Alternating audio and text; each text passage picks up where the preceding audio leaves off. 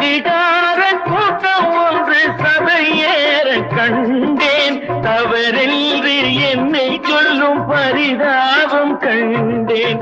கொள்ளையடிப்போன் வள்ளலை போலே, கோவிலை இடிப்போன் சாமியை போலே வாழ்கின்றான்.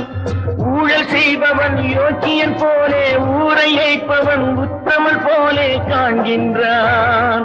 நீங்கள் அத்தனை பேரும் உத்தமன் தானா சொல்லுங்கள், உங்கள் ஆசை நெஞ்சை தொட்டு பார்த்துக் கொள்ளுங்கள்.